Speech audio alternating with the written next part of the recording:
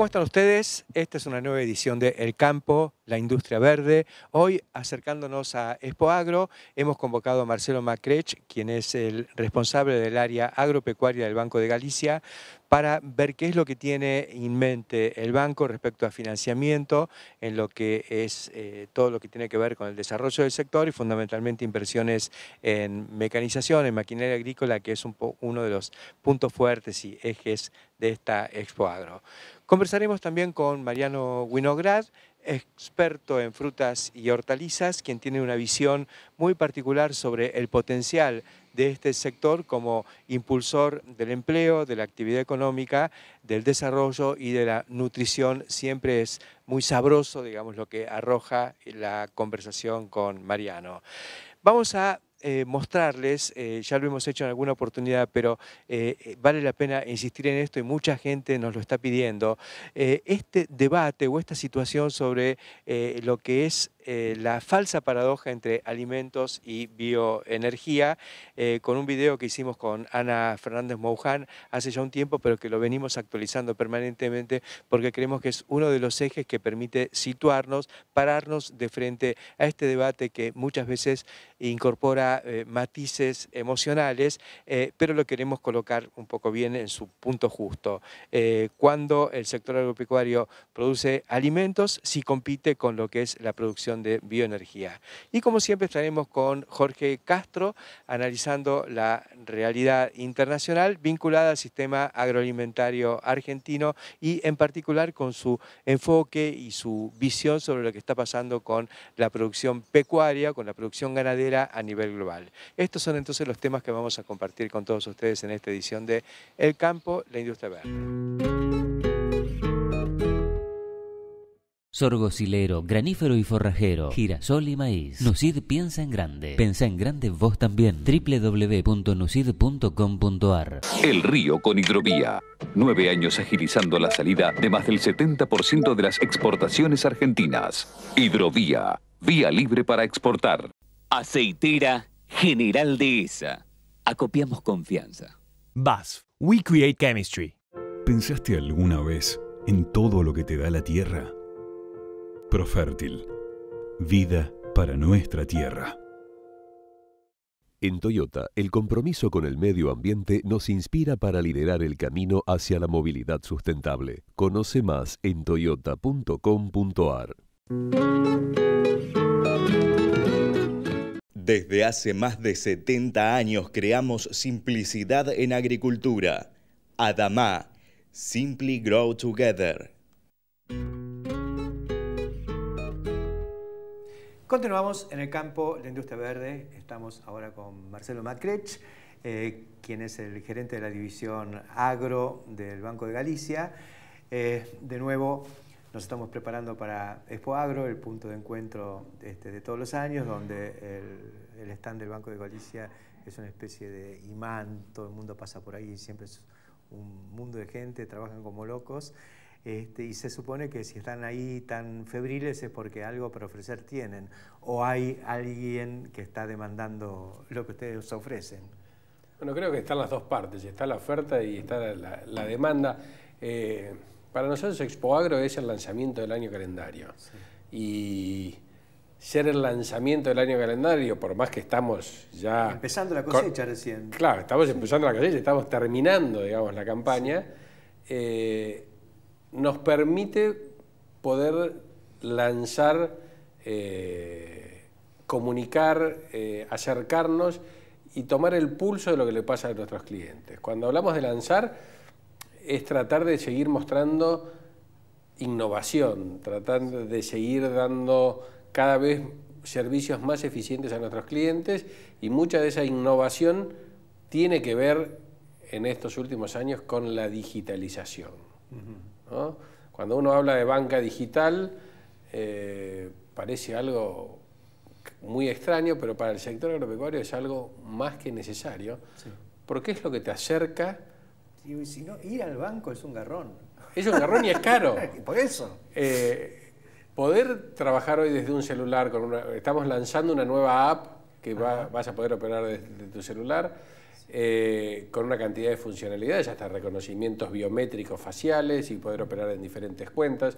Tiene una cantidad de atributos que facilitan y hacen más eficiente la producción agropecuaria en definitiva, porque destinar horas en ir hasta una sucursal a hacer un trámite o a firmar un préstamo es algo que estamos tratando de solucionar. Dentro de esta app va a estar la posibilidad hasta de sacar préstamos vía digital, sin tener que pasar por una sucursal a firmarlo. Con lo cual, tratamos de llevar eficiencia. ¿Eso es implementando firma digital o directamente en realidad tiene una cantidad de seguridad informática que va más allá de mis conocimientos agronómicos, pero que le da seguridad a la Constitución, aparte de toda la parte formal legal de cada uno de estos préstamos, y de poder depositar cheques remotamente. Hay una cantidad de utilidades que lo vamos a estar lanzando en Expo Agro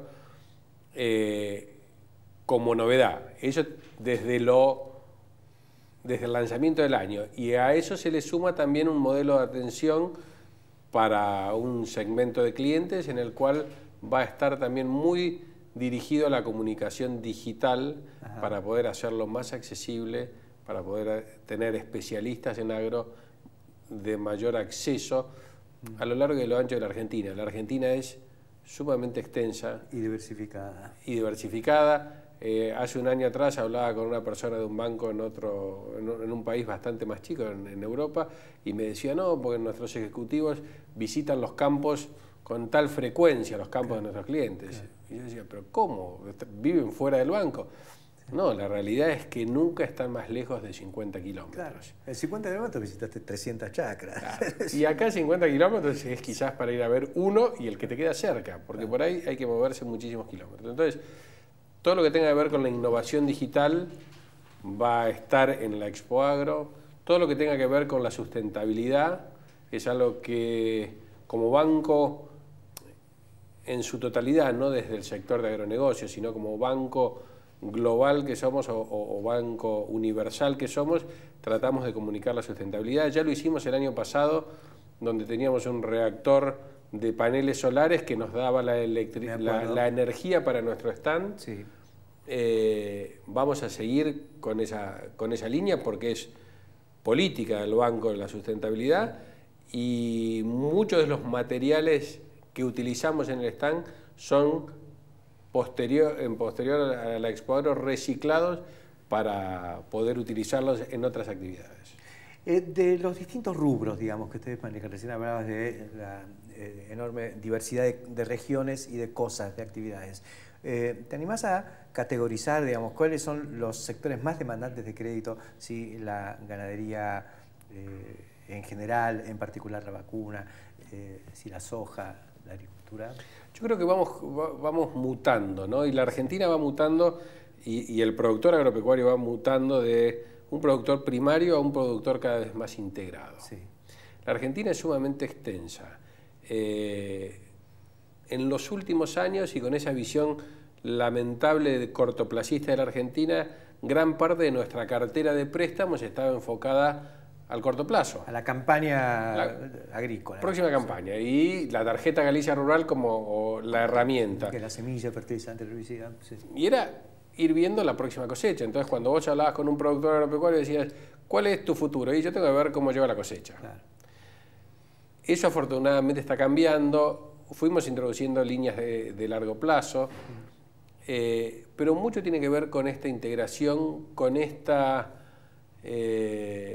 nueva filosofía del productor agropecuario de tratar de agregar valor tranqueras adentro. Entonces, yo creo que cada vez más el productor agropecuario es agroindustrial. La palabra agroindustria, que quizás marcaron hasta previo a la grieta una gran diferencia, cada vez están más juntas, porque lo que tenemos que hacer los argentinos son alimentos, y en esa búsqueda de eficiencia que quizás nosotros lo estamos tratando de dar, más allá de los préstamos, con servicios digitales, el productor también lo ve tranqueras adentro. Entonces, te diría, la ganadería es un alto demandante de préstamos. Como forma de agregar valor, digamos, ¿son viejos ganaderos o ¿Viejos ganaderos que vuelven a la ganadería o nuevos ganaderos? Yo creo que tiene que haber nuevos ganaderos. Tenemos que buscar una eficiencia que tiene que ver mucho con todos estos nuevos acuerdos de exportación de carne, donde tenemos que llegar a un animal pesado, donde ese animal pesado eficientice el proceso de producción del ternero y eficientice también el proceso de la industria, porque faenar un novillo de 300 kilos cuesta lo mismo que uno de 500. Seguro. Y alimentar una vaca para faenar a los 300 o a los 500 vale lo mismo, y son los mismos 9 meses de gestación. Entonces, en ese proceso de eficientización creo que la ganadería va a ser un demandante importante de crédito. Porque además hay cambio tecnológico, ¿no? Hay tendencia a la intensificación, entonces hay que hacer sin duda. Instalaciones de otro hay que tipo. empezar a producir pasto de mejor calidad, claro, de mayor productividad. Sí. Después vienen energías renovables, después viene la lechería, que yo creo que todavía tiene un techo muy alto en el cual todavía podemos hacer, que es parte de la ganadería, como lo son los cerdos y como son las aves, y como deberían ser los pescados. En algún momento creo que ya lo charlamos. Por supuesto. En algún año, pero te diría que para ir a datos concretos, más allá de con lo que uno sueña de la Argentina como país productor de alimentos, nosotros el año pasado tuvimos un crecimiento interanual superior al 60% de préstamos. Entonces, cuando analizás puntualmente ese crecimiento, nosotros podemos decir, bueno, lo que fue capital de trabajo lo podemos relacionar con inflación. Pongámosle un techo de un 30% para la campaña posterior, pero hay otro 30% que fue a bienes durables, fue a proyectos de inversión, fue a maquinaria, fue a retención de vientres, fue a infraestructura, con lo cual se utilizó financiamiento de largo plazo, y eso es un excelente síntoma de inversión de largo, de visión de largo, y creo que es a donde tenemos que apuntar, que de hecho vamos con una batería de herramientas de largo plazo a Expoagro, donde mucho tiene que ver también con la eficiencia energética y con las energías renovables, sin duda, pero que vamos desde la compra de campo, desde la retención de vientres a la compra de hacienda o hasta generar energías limpias. Ustedes ya tenían un lugar de privilegio, digamos, en el concierto de la banca privada hacia el agro, y si crecieron un 60%, más allá de lo que comentabas de la inflación, ¿le sacaron más ventaja a la competencia o la competencia también creció? Yo te diría que creo que le sacamos un poquito de ventaja, un poquito más de ventaja, pero crecimos todos, y lo bueno es que hayamos crecido todos porque significa que se está invirtiendo. Hay una tendencia de fondo. Claro. El sistema financiero es un reflejo de cómo funciona una economía. Cuando la masa de préstamos crece, y sobre todo los que son de largo plazo, vos estás viendo una cantidad de inversión. Y inversión es clave para el crecimiento de la Argentina. Muy interesante. Gracias, Marcelo, por estos comentarios. Trataremos de entender un poco las aplicaciones estas con las que nos estás amenazando, pero pareciera que no hay más remedio que meterse en eso. Yo te diría que no es meterse en eso, es algo que viene, es tecnología, el agro aplica tecnología, nosotros estamos... Los nuevos del agro, nosotros estamos... Y aprovecho, no, pero los grandes también, aprovecho para invitar a todos los que se quieran acercar al stand del banco a entender estas nuevas aplicaciones y sobre todo utilizarlas, porque en la utilización de aplicaciones digitales es donde vamos a lograr mayor eficiencia, y mayor eficiencia es sobre todo bajar costos, y hay que ser rentable, y en años donde las rentabilidades o en zonas que pueden ser complicadas, estar más complicadas un año que otro, ser cada día un poquito más eficiente nos permite ser cada día más rentables. Gracias, Marcelo Macrech, por estos comentarios y anticipos, y nosotros enseguida continuamos aquí en el campo, la industria verde.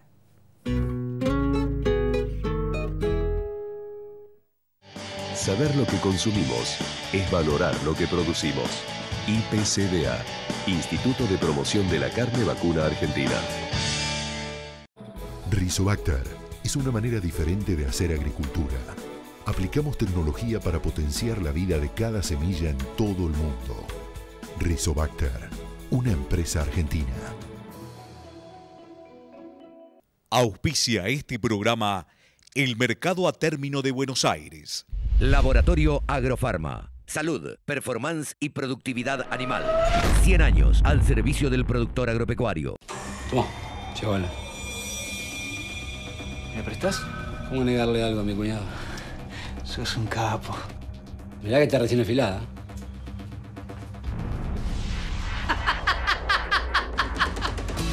Vos sabés la diferencia que hay entre una Stihl y las demás. La mejor calidad y tecnología para el uso que quieras darle. Stihl, hoy más que nunca a tu alcance. Summit Agro presenta la tecnología Axiv, una nueva dimensión en control de malezas en sus dos productos, Fierce y Yamato. Summit Agro, tecnología japonesa líder, hoy más líder que nunca. Continuamos en el campo, la industria verde y nuevamente con Mariano Winograd, que siempre nos desparrama información, nos vuelve locos, nos abre la cabeza, con el tema frutas y hortalizas. A mí también vos me abrís la cabeza. Cada tanto cuando necesito una apertura de cabeza le pido un café a Héctor y me ayuda está bueno, ¿no? Abrir cabezas. Lo bueno es que vos tenés también la capacidad de bajarlo a tierra y convertirlo en organización. En meter ese es un gente, poco mi desafío, ¿no? Recursos, pensar y luego ver qué aplicar, hacemos con el pensamiento, sí, ¿no? Exactamente. Y bastante estás haciendo. Ahora, hay una cuestión que vos mencionaste la vez pasada, un poquito al pasar, que es el de la distribución, la logística y demás. Entendemos que se está modificando la forma de distribución de alimentos y de todo, ¿no? en esta sociedad a partir de la revolución tecnológica, de las nuevas tendencias de los consumidores. ¿Qué está pasando con frutas y hortalizas o en el mundo? ¿Cómo estás viendo acá? Vos hablabas de que de los mercados de concentración pasamos a los supermercados.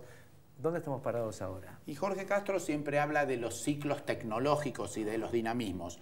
Yo en mi actividad profesional tuve una primera etapa en donde creí que el mercado mayorista era el ámbito transformador de la actividad y de hecho teníamos un concepto en aquel entonces de que había una cosa que era auténtica, que era la producción, sí, y una cosa que era parásita, sí, que era la intermediación. Esa claro, palabra intermediación, sí, parásita, la usábamos con un desparpajo. Sí. En fin, tiempo después empezamos a entender de logística y empezamos a pensar que era el eslabón minorista a través de la gran superficie, sí, el tractor de esta actividad. Y entonces vinieron los teóricos de Europa y nos planteaban que era el supermercadismo, el modelo Carrefour, sí, traccionado. En fin, y ahora empezamos a ver que entre la ineficiencia propia de estas organizaciones, el uso antiguo que tienen del medio ambiente porque construyen una estructura gigante, sí, un palacio que, sí, se usa una vez a la semana. Sí. Y todo el resto, porque antes ir al supermercado era un paseo, sí, y antes ir al banco era ir a un lugar que era esplendoroso, era como una catedral. Sí. Y hoy día ya la gente no está yendo más a los supermercados. Entonces, en fin, y además aparece... Y a los bancos tampoco. Y a los bancos tampoco. Y además todavía Amazon no tiene un banco, sí, pero supermercados sí. Entonces Amazon... ¿Cómo es esto? A ver, y Amazon ¿qué es arranca, Amazon y qué hizo con esto? Amazon arranca de la venta de libros, sí, y de inmediato empieza a expandirse a otras actividades. Sí. Y entonces empieza a entender que hay una gente que está en la playa o está en la casa o está en la luna de miel. Digámoslo, arranca de librerías, ¿es cierto? Que empiezan después a hacer delivery de libros. Exactamente. Y después el delivery de libros es más grande que la librería y después ven que ese modelo puede servir para otras cosas. Exactamente. Entonces empieza esta línea determinada por las 4 grandes que son Google, Facebook, Amazon y Apple, creo, o algo así, un ciclo que tampoco sabemos si está llegando a su fin o está en su apogeo, eso no lo sabemos. No.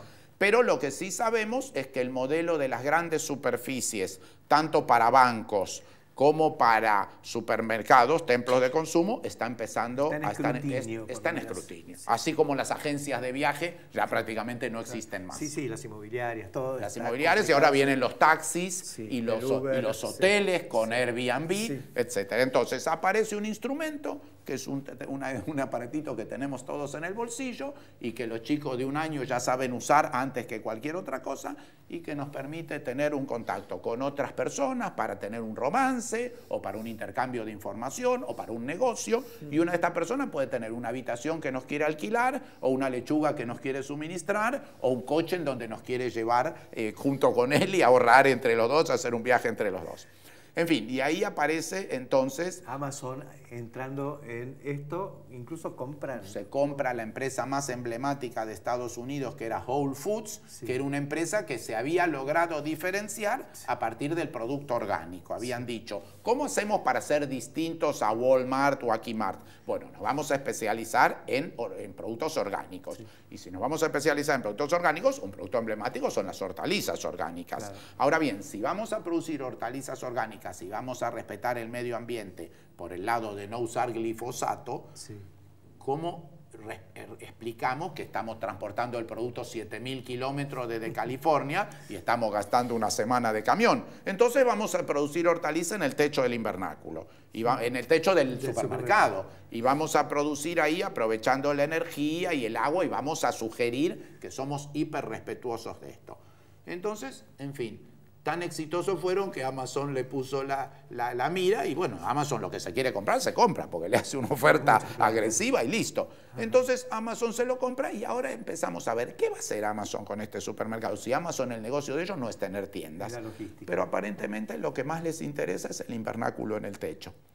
Entonces podría ser que de esto derive que haya un boom de la horticultura intraurbana, urbana, y puede ser. Entonces ahí, ¿cómo van a cambiar los consumos? Entonces Jorge Castro dice, ¿será que el ciclo de consumo de carnes está llegando en los próximos 10 o 15 años a su techo? ¿Y será que en cambio las hortalizas las tenemos que duplicar? No porque lo dice un verdulero, sino porque lo dice la OMS y la FAO. A lo mejor tenemos un edificio como algunos que he visto en China que crían cerdos. A lo mejor tenemos en un edificio en donde con el excremento de los cerdos hacemos un compost, y el día de mañana no sabemos si el metano que eliminan las vacas, por ahí están todos en un quirófano, sí, hay una bomba extractora de metano y con ese metano enriquecemos el invernáculo en el techo y duplicamos o triplicamos la fotosíntesis, porque en fin, en Holanda hay invernáculos enriquecidos. Nosotros sabemos manejar el anhídrido carbónico. Sí. ¿Sabés cómo se usa en la frutihorticultura? No. La atmósfera modificada, ¿sabes lo que es? Seguramente cualquier televidente alguna vez habrá visto en una caja de manzana que dice atmósfera modificada o atmósfera controlada. Quiere decir que adentro del frigorífico bajamos el nivel de oxígeno y subimos el de anhídrido. ¿Qué ocurre? El producto retarda su respiración y entonces el producto se conserva. Eso se hizo siempre. Cuando yo produje endivias en la Argentina, adentro de la bolsita de la endivia, si la bolsita es correcta, la endivia no se reverdece adentro. ¿Por qué? Porque el nivel de anhídrido es alto y el proceso fotosintético no se activa. En fin, eso ya lo sabíamos hacer. Lo que todavía era un poco difícil de hacer era enriquecer todo un invernáculo con anhídrido para que la planta de tomate produzca más. Pero eso ya se puede hacer. Yo lo he visto hace un tiempo en una planta de etanol de ADM, donde el gas carbónico, el dióxido de carbono que se produce por la fermentación, enriquecía un invernáculo donde hacían cucumber, el pepinillo, y en lugar de tener un ciclo de 60 días, tenía un ciclo de 48 días para llegar al tamaño ideal. Ahí tenemos afuera había nieve y adentro estaba el invernáculo, que además se calefaccionaba con el agua caliente de la refrigeración del destilador. Estaba todo integrado, era muy divertido. Vos me decías que yo abría la cabeza y ahí en este diálogo con vos acá delante de cámara se me abrió la cabeza. Se acaba de vender Shell, ¿es así? La compró una empresa brasileña, no sé, algo, ¿estás enterado del asunto? Shell está asociada con Reiser, es un convenio con una cooperativa para hacer etanol. Bueno, ¿dónde tiene Shell su destilería? En Dock Sud, a 5 minutos de la Casa Rosada.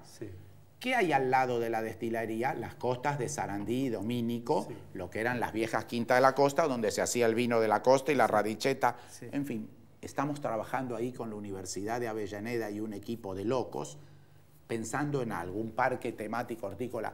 ¿Podremos aprovechar de alguna forma parte de lo que emite esta destilería para hacer una horticultura de Epcot Center ahí al lado. Acaba de venir Cormillot de la Antártida, ¿lo oíste estos días haciendo sus declaraciones? No. Bueno, Cormillot se fue a la Antártida, se hizo invitar por la Fuerza Aérea y el tema que fue a ver es qué comen en la Antártida y cómo comen fresco durante el invierno. Y no comen fresco. No. Todos los vegetales que comen le van en conserva. ¿Y qué pasa con la conserva? Tiene mucha sal. Sí. Y además tiene un uso de la energía un poco antiguo. Pero cuando yo fui presidente del INTA, quise hacer una movida con la Antártida, de colaborar con la base con algún desarrollo, y había una restricción ambiental. Es decir, no se puede llevar, digamos, semillas, hacer crecer algo y demás. Bueno, la base McMurdo, otro tema para nuestros televidentes, el que quiera usar este programa para empezar a investigar. La base McMurdo de los Yankees en la Antártida es uno de los laboratorios más importantes de generación de ciencia y conocimiento y producen sus hortalizas en el sótano.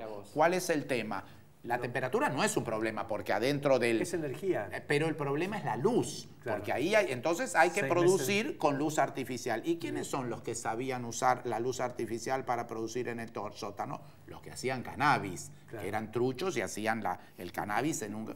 resulta ser que ahora el cannabis ya en Uruguay y en Canadá es legal. ¿Sabes que en este momento parecería que está bajando el precio del cannabis y subiendo el de la lechuga porque muchos de los invernáculos urbanos de Canadá se están dedicando al cannabis y no a la lechuga? Es una máquina de conocimiento, de información divertida. Haces pensar. Muchas gracias, a vos, Héctor, gracias por la invitación. Pero la cuestión de los canales de distribución y cómo va a ser esto y el impacto que puede tener en frutas y hortalizas, que es por ahí lo más factible, donde ya tenemos la tecnología para hacerlas en cualquier lugar. Las podemos producir en cualquier lugar y lo que tenemos que resolver es en China el 90% de las frutas y hortalizas se venden por internet, pero la última milla a cargo del minorista especializado. O sea, ¿cómo hacemos el proceso final desde que libramos una caja, pero para que le llegue a la persona? Bueno, ahí tenemos que hacer un ajuste. La carne, incluso la carne sudamericana, que va a China, se distribuye. ¿Cómo se distribuye? Por Alibaba. ¿Y cómo llega al consumidor? No sé, pero es por Alibaba, un dron, y están pensando... por una bicicleta. ¿Por qué no lo investigamos? Porque me interesa ese tema, esa última milla. Alibaba la compra en Argentina, vino el señor Jack Ma, habló con Macri y le dijo, compra, lleva un barco, le llega a Shanghái, en fin, de ahí lo distribuyen con camiones. Pero ¿cómo le llega a la casa de la persona? Tiene que haber una plataforma logística, una cámara de frío, una cámara frigorífica. Y tiene que haber una bicicleta o un chino que lleve y toque el timbre o que tenga la llave de la casa. En fin, ¿cómo le llega esto a la cocina de la persona? Yo sé que allá los jóvenes chinos están comprando por Alibaba con el Eso no hay duda. Teléfono. Pero ¿cómo llega? Averiguamos para la próxima. Gracias, Mariano. Gracias por tu invitación. Enseguida continuamos.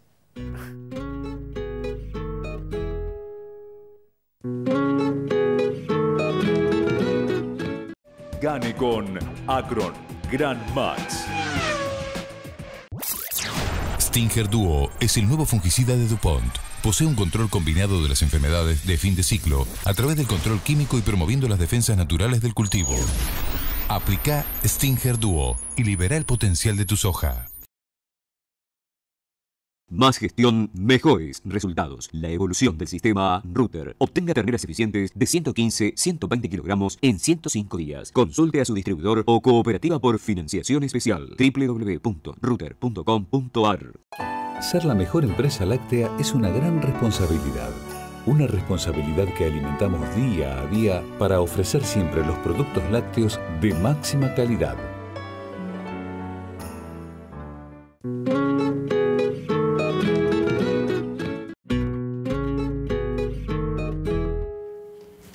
Bueno, Héctor, estamos ahora en la cocina. A ver, mostrame un poquito cómo convertís una hectárea de maíz en comida.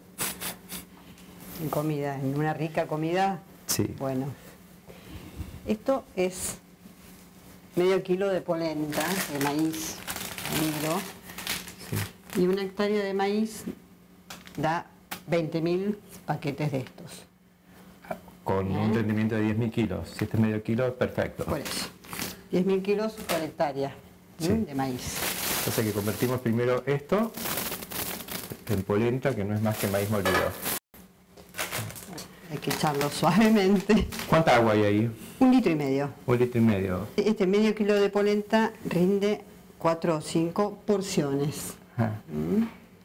Con medio kilo de polenta, digamos, son 100 gramos más o menos cada porción de polenta, pero que claro, más 1,5 litros de agua te va a dar un plato suculento. Suculento, que le puedes agregar salsa, lo que quieras. Sí. Dentro del reino vegetal, ¿no? Sí. ¿A vos te gusta la polenta? Me encanta. O sea que además es muy práctico para cocinar.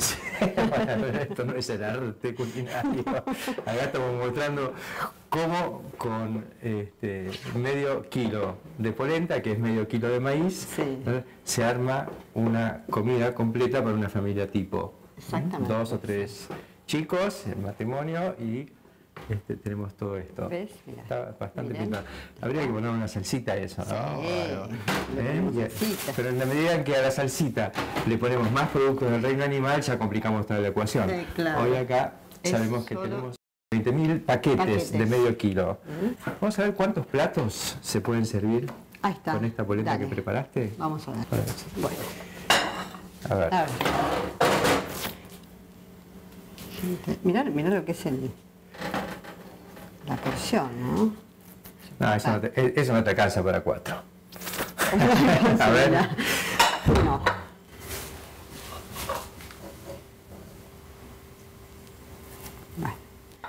Bueno, 4 platos. Perfecto. Abundantes. Muy bien, sigamos entonces con esta historia de qué pasa cuando nos vamos de la polenta y empezamos a introducir proteínas animales. Vamos. Bueno, este joven, pollito bebé, 10 días de vida, ya está comiendo maíz molido más su núcleo y en apenas 2 meses, en menos de 2 meses, se va a convertir en un pollo terminado de alrededor de 2 kilos de peso. Lo concreto es que para pasar de bebé a esto pasan menos de 2 meses, pero en esos 2 meses se comió 5 kilos de alimento. ¿Por qué? Un poquito de maíz picado, de maíz molido, ahí lo tenés. Con ese mismo maíz molido, alguien, una de las grandes empresas alimentarias argentinas, hace polenta. Por supuesto, tiene algo más de proceso, pero la materia prima es básicamente harina de maíz molido. Bueno, cuando en lugar de comernos este paquete de polenta, con el que comen 4 personas, se la damos al señor pollo desde bebé hasta que termina, fue necesario entregarle este paquete más este, más este, más este, más este, más este, más este, y no alcanzó, porque además le tengo que dar una fuente de proteína. Entonces le tenemos que dar en todo el ciclo soja, este paquete de soja y este otro paquete de soja. En este caso, el grano de soja entero, que representa la harina de soja, que es el 80% de lo que produce el grano de soja. Esto que vemos acá es todo lo que se comen estos pollitos bebé para convertirse en un pollo terminado. Vemos entonces lo que significa pasar de la dieta vegetariana a la dieta carnívora. Pasar de un plato de arroz a un pollo para toda la familia.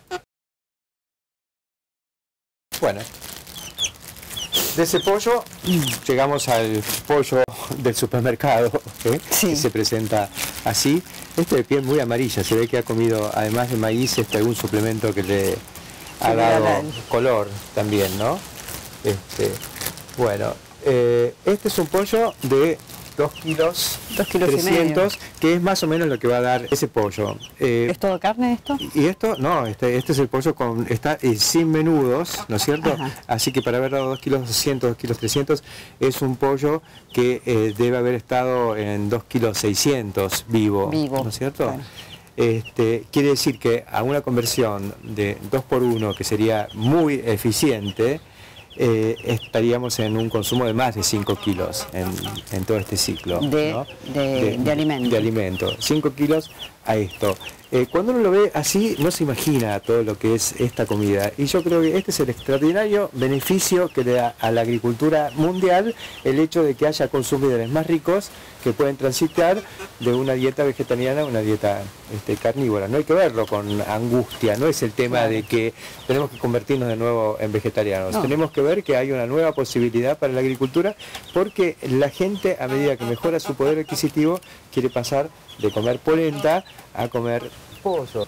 No, y además, sobre todo si esa transición dietética la hacen los chinos, que están incorporando cada vez más proteína animal en su dieta, y nosotros que somos exportadores y productores de grano, es muy interesante. Porque precisamente las sociedades asiáticas son históricamente las vegetarianas. Claro, y se están por cambiando. Necesidad. Pero ahora hay más plata en el bolsillo, efecto billetera, que le dicen. La cuestión de las lentejas, por ejemplo. ¿Te acordás que en Rosario el embajador hindú de la India dijo, vamos a necesitar 1 millón de toneladas de lentejas? Sí. Parecía fantástico, pero a un rendimiento de 1,5 toneladas por hectárea, la producción de lentejas para la Argentina no es una cosa que nos vaya a mover mucho la aguja. No, claro. Ahora, si cada hindú pasara a comer un poquito de pollo o de carne o algo de eso, bueno, es más interesante. Mucho más interesante. ¿Y eso? Bueno, y esto todos lo conocemos, Patti es fantástico, la primera marca de carne en Argentina, una vigencia extraordinaria, eficiencia en la cocina, pero si miramos todo el ciclo, acá hubo una vaca de cría, ¿no es cierto?, que tardó 2 años en parir su primer ternero y después 9 meses más en criarlo y después necesitamos 1 año más largo de darle de comer. Imagínate los kilos de polenta que se terminó comiendo el Patti clásico. ¿Cuál es la relación o la proporción? En general en las proteínas, la conversión de proteína y energía vegetal a proteína y energía animal es de 10 a 1. 10 a 1. Eso es lo que hay entre ciclos. La vaca es una maravillosa máquina de convertir la nada en un ser vivo de 40 kilos de peso al nacer, que es un ternero, que a los 2 años pesa 430, 450 kilos, nos da un montón de carne. Ahora, mientras tanto, en toda una primera etapa podemos decir que aprovechó recursos rústicos, ¿no?, para producir un ternero, pero después tiene que comer, claro. Y esa comida es también hectáreas. Exacto. Y esas hectáreas pueden ser para uso agrícola, para dietas vegetarianas o luego transición de vegetariana a carnívora. Pero todos estos ciclos van exigiendo cada vez más demanda de granos a nivel global, porque el mundo come cada vez más proteínas animales. La más sofisticada de todas es justamente la carne vacuna, porque es la más difícil de producir. Está la discusión, este debate de si alimentos o energía. Acá ya tenemos una base, digamos, alimentos es esto, ¿no es cierto? Esto es lo que podemos considerar como los productos primarios que pueden dedicarse al consumo humano directo. Sí. Pero en la medida en que tenemos más poder adquisitivo, preferimos darle esto al pollo, fíjate, y preferimos pasar de esto a esto. Pero no termina acá la cuestión. Porque algunos dicen, estamos usando el maíz para producir biocombustibles, ¿no es cierto? Claro. Cuidado, qué horror. Yo digo, ¿Le sacamos el alimento? ¿Le sacamos el alimento? A la no, población. En todo caso sí, estamos tomando de esta parte, pero le estamos sacando el alimento al pollo, ¿no es cierto? Más que nada, o a la trucha, no necesariamente uno debiera discutir o plantear la cuestión en términos éticos, porque ¿cuál es la ética del pollo pudiendo comer esto? Esto es demanda, y el alimento básico es que se puede destinar a energía para el pollo o a energía para el auto, para llevar a los chicos al colegio o para calefaccionar una casa. Esto compite en el mercado de la energía en un mundo en el que las fuentes tradicionales de energía se van agotando, entonces tiene fundamentos de que se busque esto que sabemos producir. Ahora se hacen otras cosas que también tienen que ver con el hedonismo.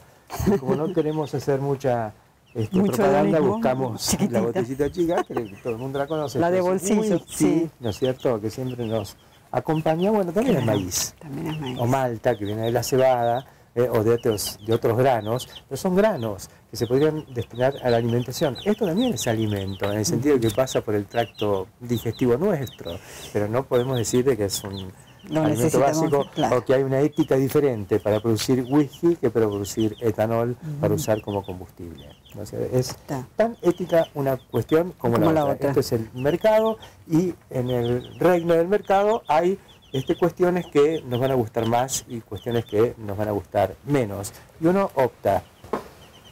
Me parece que esto es fundamental entenderlo, es sencillo, pero impacta cuando uno empieza a ver los distintos elementos. Hemos visto todo lo que cuesta en materia de fotosíntesis lo que es la comida moderna. Qué increíble, ¿no? Vas al supermercado, compras un pollo, lo sacas de la góndola y mira todo lo que hay atrás, ¿no? El pollo.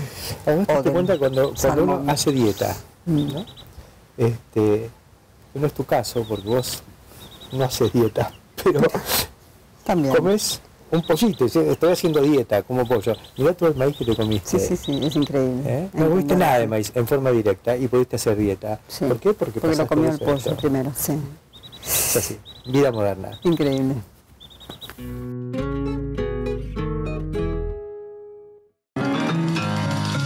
La fuerza del campo está en el trabajo de su gente y la fuerza del trabajador está en la UATRE.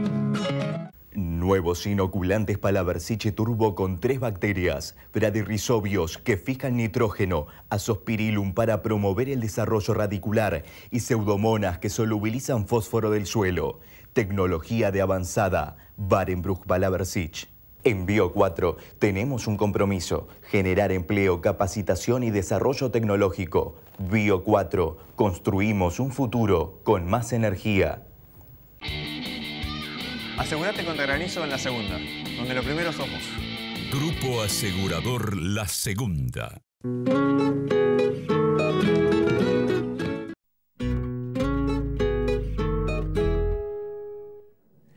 Continuamos en el campo de la industria verde ahora con Jorge Castro, como lo hacemos habitualmente. Y bueno, Jorge, has escrito algunos artículos que han provocado bastante ruido y comentarios respecto a la perspectiva del consumo de carne, fundamentalmente en China, pero a nivel global, la cuestión de salud, emisiones, salud humana y medio ambiente, que han inquietado bastante. Bueno, mira, el asunto es este. El Consejo de Estado de la República Popular ha establecido como objetivo en los próximos 15 años disminuir el consumo de carnes en la sociedad china.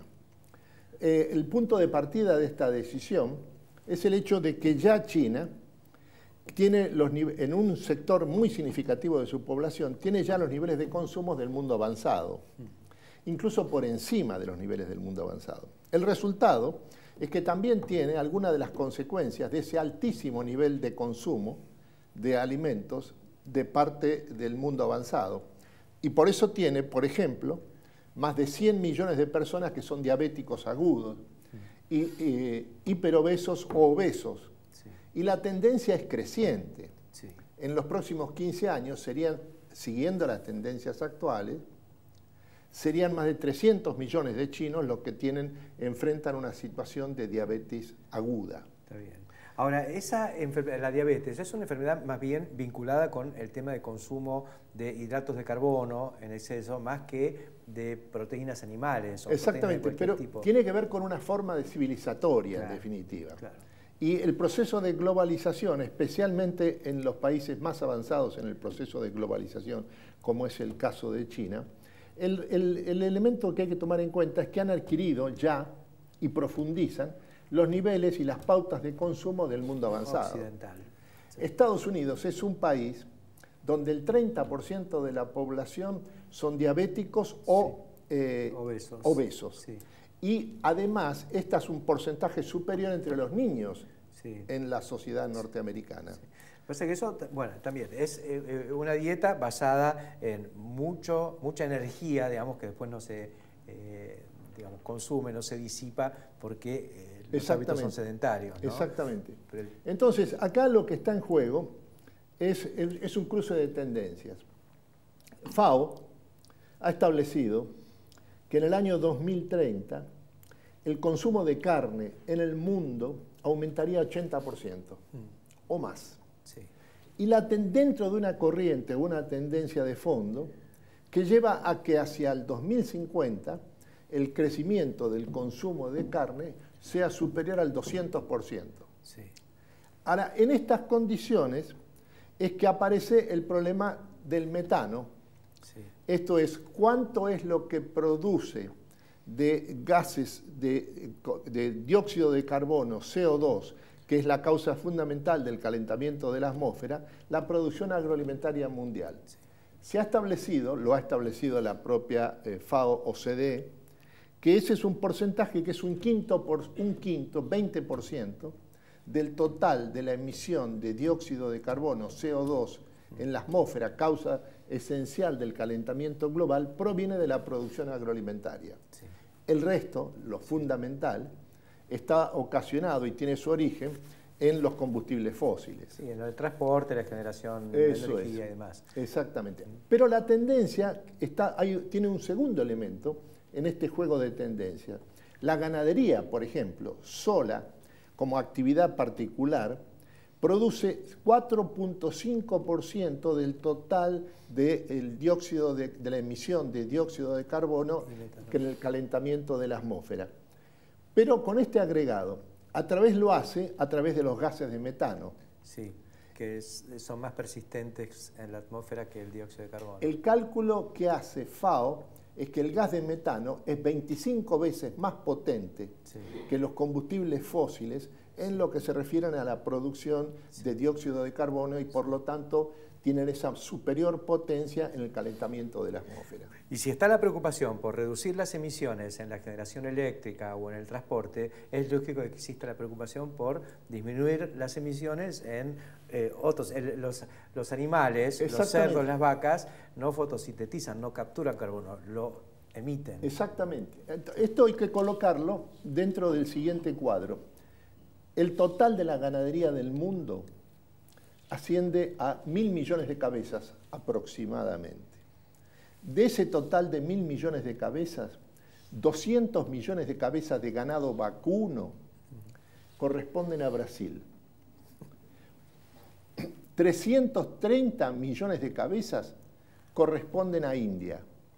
Pero Brasil es el principal productor y exportador de carnes en el mundo, a diferencia de lo que sucede con la India, porque esa enorme ganadería que tiene la India, 330 millones de cabezas, está limitada en su explotación exclusivamente al aspecto lácteo, debido a las restricciones culturales y religiosas que tiene el ganado vacuno en la civilización india.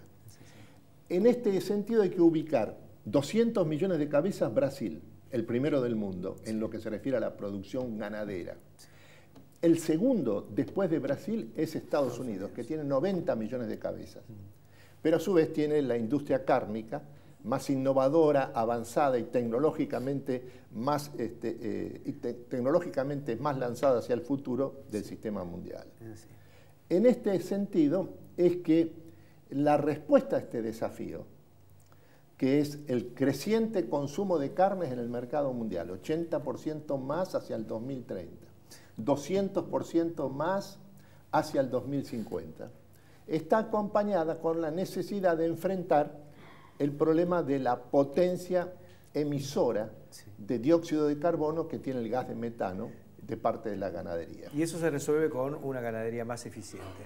Que es sinónimo de lo que vos has denominado en forma repetida la bioeconomía circular. Seguro. La integración de la ganadería en la nueva revolución industrial, a través del reciclaje de la totalidad de los residuos de la producción ganadera.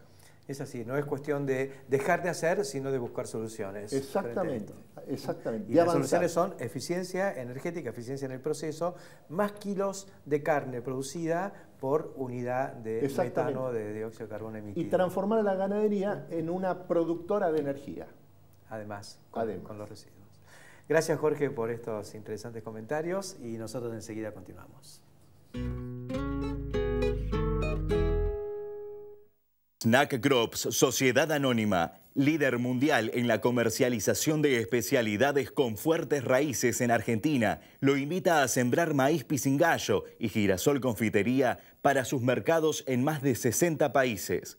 Contáctenos al 011 5246 1901, vía mail a sergio.casas@snackcrops.com o bien visítenos en nuestra planta industrial ubicada en Pehuajó, provincia de Buenos Aires. Registro Nacional de Trabajadores Rurales y Empleadores. Informate en www.renatre.org.ar o llama gratuitamente al 0800 777-7366. Dignificamos el trabajo rural. Renatre. Somos el campo. Haga bolsa los problemas de la cosecha. Y pesa Silo. En Bolsa Más. Si la vas a hacer, hacela bien. Hacela con tu 100%. Si la vas a hacer, hacela bien.